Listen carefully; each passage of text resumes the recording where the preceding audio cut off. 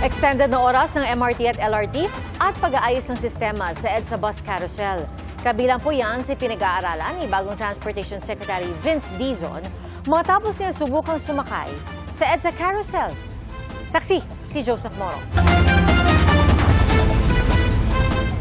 Nasubukan kahapon ni Transportation Secretary Vince Dizon ang pang-araw-araw na nararanasan ng mga commuter na magbiyahe. Sumakay siya ng EDSA Bus Carousel mula Ortigas hanggang Monumento mag-aalas 5 ng hapon. Alam ni Dizon kung gaano kahirap ang pagko-commute sa Pilipinas. It's really a very painful experience. Ang biyahe niya kahapon sa carousel, I wouldn't say it was horrible, especially kapag nakasakay ka na sa bus. dahil sa pagsakay ni Dizon sa carousel, ilang issue ang nakita nila. Tulad ng paglalabo-labo ng mga sasakay sa MRT at carousel sa ilang stasyon nito, pati na ang minsay matagal na paghihintay ng masasakyang bus. Meron ng mga officer po lagi na nandyan po. Sinasaway po nila yung mga bus rin po. Ilan sa mga gustong striktong maipatupad ng Department of Transportation, dapat daw 45 seconds lamang yung itinitigil ng mga bus sa EDSA Bus Carousel para kumuha at magbaba ng mga pasahero. At para daw hindi magkalabo-labo, yung mga sumasakay sa EDSA Bus Carousel at MRT gagawa ng mga dedicated concourse para hiwalay yung mga pasahero mag-EDSA Bus Carousel at mag-MRT. Have you tried umakyat ng overpass para lang sa carousel? Especially sa Ortigas. You can just imagine pagka rush hour sa umaga, rush hour sa hapon, sabay-sabay po ang pasok ng MRT passengers at ng busway passengers sa iisang daanan. No? So that is a problem. Maglalagay ng mga signage at harang para sa mas maayos sa daloy ng mga pasahero. Babala ni Dizon sa mga dumadaan sa EDSA busway tulad ng mga VIP, It's illegal. So don't do it. titingnan ng DOTR kung pwedeng i-extend ang oras ng operasyon ng LRT at MRT.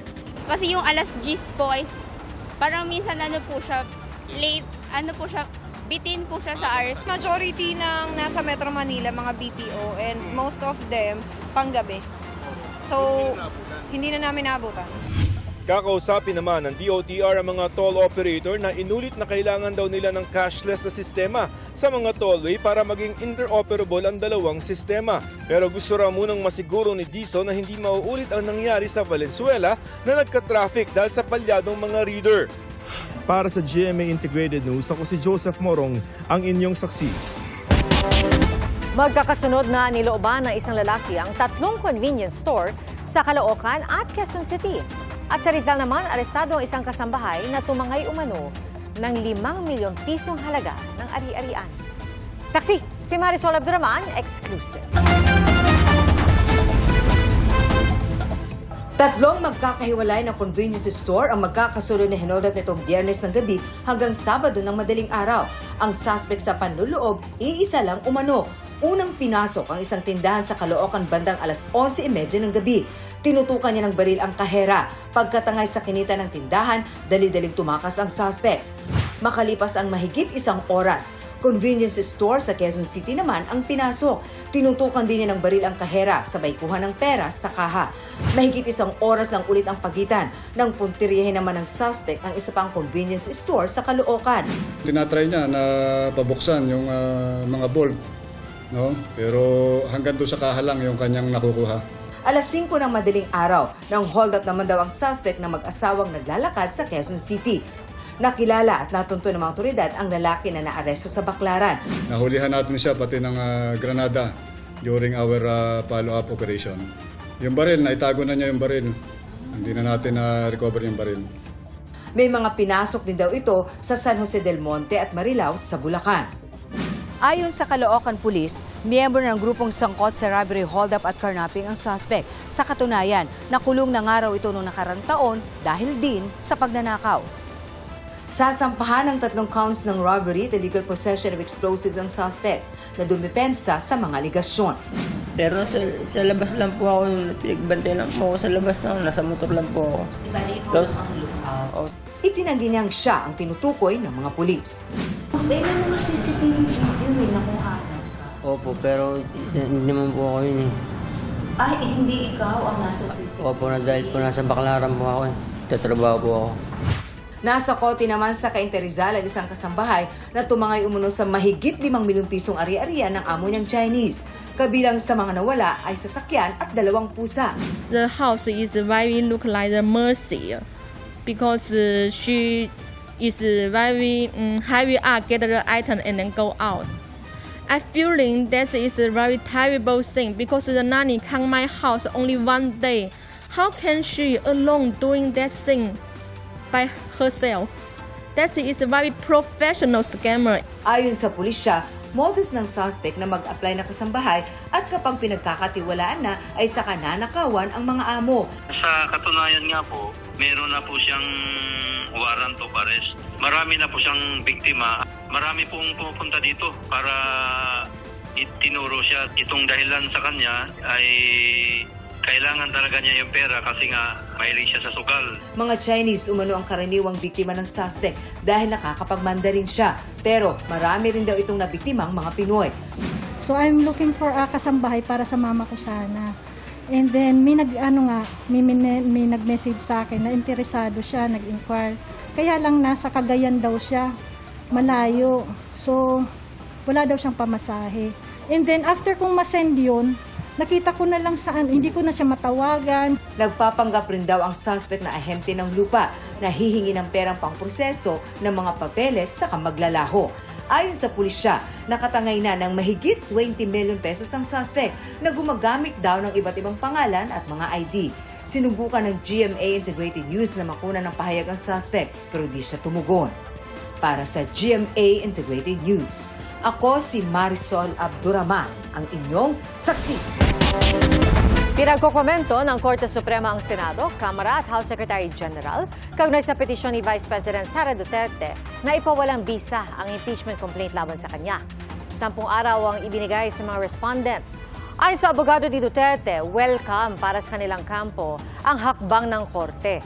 Wala namang inilabas na TRO o Temporary Restraining Order laban sa impeachment trial, nakasama rin sa hinihiling ni Duterte. Sa isang text message, sinabi ni Solicitor General Menardo Guevara na inihahanda nila ang isasagot sa petisyon. Hihintay naman daw muna ni House Secretary General Reginald Velasco ang kopya ng SC bago siya magkomento. Nagtipon-tipon na iba't ibang grupo bilang paggunita sa ika-39 na anibersaryo ng EDSA People Power Revolution. Ayon naman sa Malacanang, hinihikayat pa rin nila ang pag-alala sa EDSA kahit hindi ito idineklarang non-working holiday. Saksi, si Rafi Tima. Ang abalang kalsada na halos araw-araw tangan ang mabigat na daloy ng trapiko. Minsan naging saksi sa makasaysayang pagkilos ng mga mamamayan sa bansa, ang mapayapang pag-aaklas. The proclamation of martial law is... Ang nagpaalis sa pwesto kay dating Pangulong Ferdinand Marcos Sr. na umupo sa posisyon ng mahigit 20 taon bilang pagunita sa People Power. Nagmarcha ngayong araw ang ilang grupo pupunta sa People Power Monument. Walang permit para magdaos ng programa roon kaya sa White Plains Avenue sila pumwesto. Bantay sarado ng mga pulis ang paligid ng makasaysayang monumento habang unti-unting naipon ng mga ralista sa kanilang makeshift stage sa gilid na bahagi ng Camp Aguinaldo. Mga pare at madre ang nasa unahan ng entablado na pagbibigay pugay raw sa mga taong simbahan na kasama sa EDSA People Power Revolution noong 1986.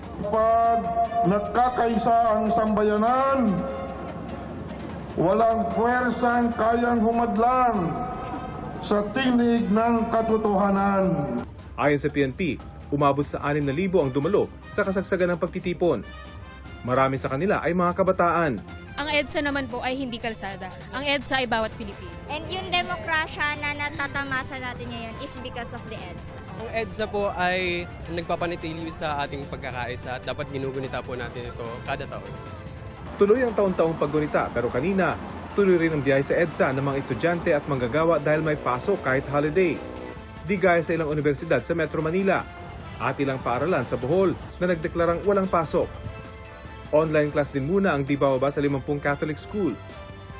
Kung dati ay special non-working holiday ang February 25, special working holiday na lang ito ngayon. Para sa ilang eksperto, hakbang ito para maliitin ang kahalagahan ng 1986 People Power Revolution. Ayon sa isang law professor na may akda rin ng isang pag-aaral tungkol sa historical revisionism, ang di pag-alala ay simpleng paraan para baluktutin ang kasaysayan. Mas magiging open to wider reinterpretation, even distortion of what has been already settled. Baka ngayon mas open na sila to thinking na baka naman hindi naman ganoon kasama yung martial law, or baka naman hindi talaga ganon kagrabe yung mga human rights violations ng martial law. Pero anya, walang dapat pagdebatihan. Dokumentado ang sinapit ng mahigit 11,000 human rights victims noong martial law, kaya binigyan sila ng compensation ng Human Rights Victims Claims Board. Sabi naman ng isang history professor, mapanganib kung iba ang pag-alala o hindi maalala ang nangyari noon. Ang historical distortion ay maaring mga hulugan din ng impunity, no?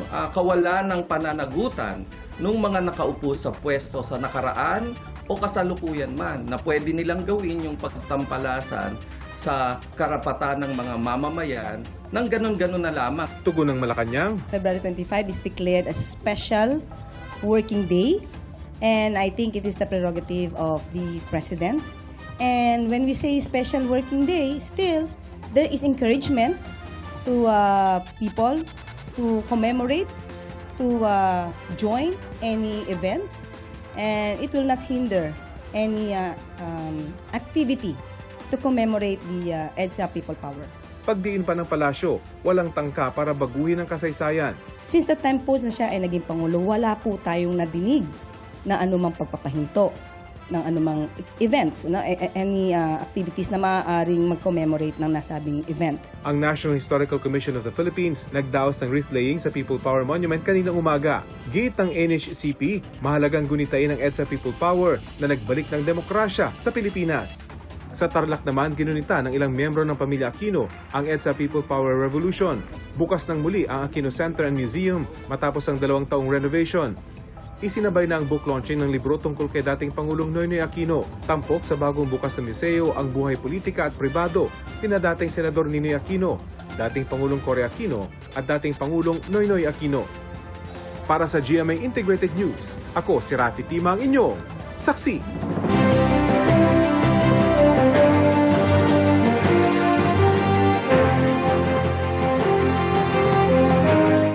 Nag-ikot muli sa iba't ibang lugar ang mga kandidato sa pagkasenador para ihayag ang kanilang mga plataforma at advokasya. Saksi, si Tina Panganiban Perez. Sa Zambales, nakipagdialogo si Senadora Amy Marcos sa mango growers. Libreng pabahay ang isinulong ni Manny Pacquiao sa Laguna. Sa Makati, binigyang diin ni Kiko Pangilinan ang paglaban sa disinformation. Sa isang forum, idiniin ni Ariel Querubin ang pagpapalakas ng depensa ng bansa. Doon din isinulong ni Bonifacio Bosita ang kapakanan ng mga motorista at commuter. Habang idiniin doon ni Allen Capuyan ang halaga ng social justice. Pagpapahalaga sa kasaysayan ng isinulong ni Bam Aquino sa Tarlac City. Sa Bohol, ibinahagi ni Pia Cayetano ang advokasya niya sa sustainable development. Maayos sa paggamit ng social media ang panawagan ni Senador Bato de la Rosa sa Parañaque. Si Mimi Doringo dumalo sa pagtitipon ng mga estudyante ng PUP. Paglaban sa political dynasty ang idiniin ni Luke Espiritu sa Pasig City. Nasa parehong pagtitipon sa Pasig si Leody de Guzman. Pagprotekta sa demokrasya ang binigyang diin ni Senador Bongo sa pagtitipon sa Pasay. Patuloy naming sinusundan ang kampanya ng mga tumatakbong senador sa eleksyon 2025. Para sa GMA Integrated News, ako si Tina Panganiban Perez, ang inyong saksi. Mga kapuso, maging una sa saksi. Mag-subscribe sa GMA Integrated News sa YouTube para sa iba't ibang balita.